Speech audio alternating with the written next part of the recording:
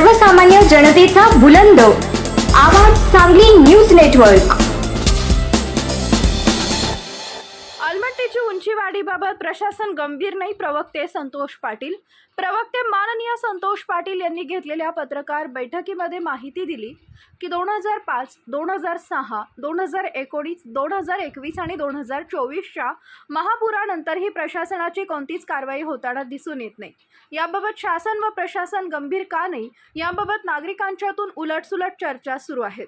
कर्नाटक सरकारनं व केंद्र सरकारनं कोणत्याही परिस्थितीत धरणाची उंची वाढवण्याच्या प्रस्तावाची तयारी केली असून त्याबाबत त्यांनी बुडीत क्षेत्राचा अभ्यास करून संबंधित शेतकऱ्यांना नुकसान भरपाई देण्याची तयारी सुद्धा केली आहे।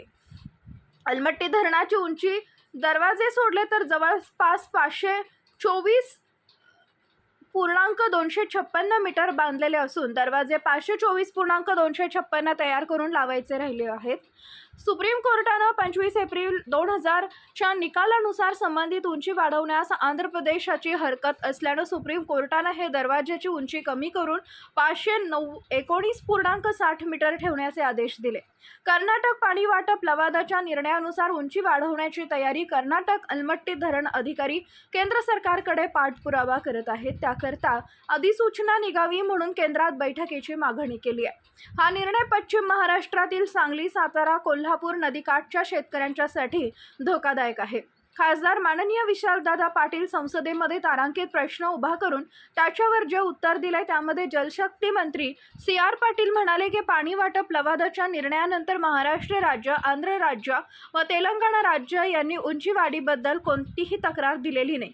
दरम्यानच्या काळात माननीय मुख्यमंत्री देवेंद्र फडणवीस यांनी रुडकी IIT यांच्याकडे प्रस्तावित अलमट्टीचा बॅकवॉटर आहे किंवा नाही याबाबत अभ्यास करण्यासाठी अहवाल मागवलाय। त्यासाठी 38 लाख रुपये सांगली पाटबंधारे यांनी भरले आहेत। नदीकाठचा भाग गंभीर असताना गेली 2 वर्ष हा अहवाल अजूनही मिळत नाही, याचं गौड बंगाल काय आहे? सबब काही नागरिक CWC, जलशक्ती मंत्रालय, प्रधानमंत्री कार्यालय तक्रारी करण्याच्या तयारीत असून जन आंदोलन उभारण्यासाठी नागरिक रस्त्यावर येणार असून मुख्यमंत्री मात्र पूर येण्याची वाट बघत आहे। 3200 कोटी खर्च करण्यासाठी जागतिक बँक पाठपुरावा सुरू असून त्यांना नियमातून बँक मदत करेल असं वाटत नाही। समुद्रातून तांब्याभर पाणी बाहेर काढून पूर नियंत्रणात येईल असं वाटत नाही, असं जाणकार लोकांचं मत आहे। पश्चिम महाराष्ट्रातील कृष्णा नदी काठावरील लोक भयभीत असून त्यावर साधी बैठक आढावा घेत नाहीत, हे दुर्दैव आहे, अशी माहिती प्रवक्ते माननीय संतोष पाटील यांनी घेतलेल्या पत्रकार बैठकीमध्ये दिली आहे। यावेळी प्राध्यापक नंदकुमार सुर्वे, दिनकर पाटील, ज्ञानेश्वर केंगार, प्रताप पाटील व इतर सर्व उपस्थित होते। मुख्य संपादक डॉक्टर श्रीकांत भोसले, आवाज सांगली न्यूज सांगली आणि कोल्हापूर वृत्तपत्र या 2 जिल्ह्यामध्ये अलमट्टीचं धरण बांधल्यापासून त्याच्या अगोदर पूर येत नव्हता, परंतु 2005चा जो पूर आला तो अलमट्टी धरण बांधल्यानंतरचा पूर सांगली आणि कोल्हापूर म्हणजे सातारा कराडपर्यंत त्याचा फुगवटा जाऊन या सांगली कोल्हापूर जिल्ह्याला पुराचा खूप मोठा फटका बसलेला आहे। 2005, 2019, 2021, 22 आणि 24ला सुद्धा पूर येत होता, परंतु 24ला पूर आला नाही। जेव्हा पाण्याची पातळी शहरामध्ये पसरण्याची वेळ आली त्यावेळेला मी त्या सांगली जिल्ह्याचे त्यावेळेचे पालकमंत्री सन्माननीय सुरेश भाऊ खाडेसाहेब यांना इशारा दिलता की जर सांगली शहरामध्ये जर पूर आला तर ह्याला जबाबदार पालकमंत्री, असं म्हणल्यानंतर जागे झाल्यानंतर दुसऱ्या दिवशी आपली टीम घेऊन त्यानंतर त्यांनी अलमट्टीला इशारा देऊन पाणी सोडायला लावलं। म्हणजे कोणाचा तरी कुठंतरी आवाज गेल्याशिवाय पुढचे शासकीय, प्रशासकीय आणि लोकनेते सुद्धा जागो होत नाहीत असं एकंदरीत दिसलं।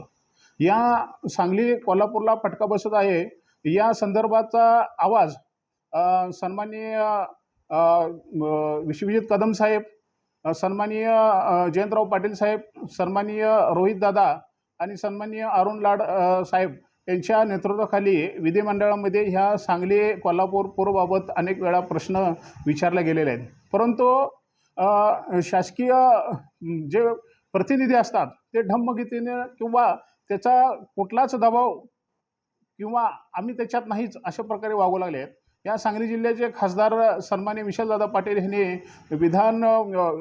लोकसभेमध्ये आपला आवाज ह्या पुराबाबत उठवला आहे। यानंतर या सांगलीचे विधान परिषद आमदार माननीय अरुण अण्णा लाड यांच्या नेतृत्वाखाली एक समिती गठीत केलेली आहे आणि त्या समितीचं आता सांगलीमध्ये उंची वाढवणे याबाबत लढा चालू आहे. याच्याच अनुषंगाने मी सांगू इच्छितो की 2005ला पूर आला त्यावेळेला हा पूर अलमट्टी धरणामुळे झाला हे सिद्ध झालं.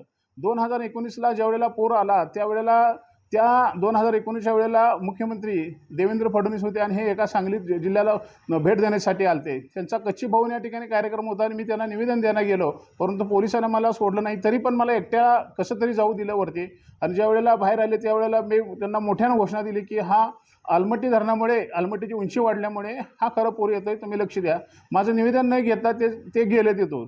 त्यानंतर 2019ला मी इथले जे प्रशासकीय पाटबंधारे अधिकारी यांना मी सूचना केल्या होत्या की सांगली शहरामध्ये पाणी येतं आणि फुगवटा निर्माण होऊन सांगली शहरामध्ये पाणी अमाप नुकसान होतं आहे. कोरोनाच्या काळामध्ये आणि ह्या महापुरामुळे या प्रचंड हलाखीचे दिवस या सांगली जिल्ह्यातील लोकांवरती आलेले आहे. तरीही प्रशासन डम्मगतीने वागतं आहे. हे का वागतं आहे याचा सवाल ह्या अधिकाऱ्याने खरं द्यायला पाहिजे. परंतु मेलेल्याला झोपलेल्याला किती म्हणताना सोंग घेतलेला जागे करता येत नाही त्या पद्धतीने हे प्रशासन ढिम्म झाले असं मला वाटतंय. भविष्यकाळामध्ये याचा मी तीव्र माननीय विधान परिषद आमदार आनंद लढा यांच्या नेतृत्वाखाली लढा द्यायचा चाललं आहे.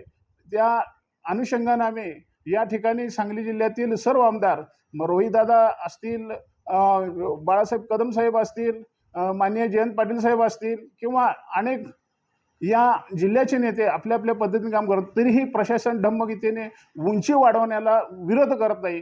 कर्नाटक सरकार, महाराष्ट्र सरकार आणि केंद्र सरकार हे तिघांनी बसून खरं उंची वाढवू नये, कारण उंची वाढवल्यामुळे त्याचा फुगवटा निर्माण होऊन कर्नाटकालाही धोका निर्माण होतो. परंतु कर्नाटकाने ती गावं दुसरी बनवण्यासाठी अनेक करोड रुपये खर्च होतो. त्यापेक्षा त्या ठिकाणी त्यांना पाणीच पाहिजे तर वेगळ्या पद्धतीने कालवे काढून पाणी त्या भागाला पाणी द्या, परंतु उंची वाढवू नका. जर 524 मीटर उंची ठेवली तर परत सांगली पूर्ण शहराला भविष्यकाळामध्ये धोका निर्माण होणार आहे. त्यासाठी या प्रशासकीय अधिकारी, पाटबंधाऱ्याचे कार्यकारी अधिकारी यांनी वेळीच दखल घ्यावी, अन्यथा माझ्या स्टाईलने भविष्यकाळात मी त्यांना माझ्या जनतेच्या वतीने मी त्यांना तीव्र आंदोलन करण्याचा या ठिकाणी संदेश देणार आहे. धन्यवाद.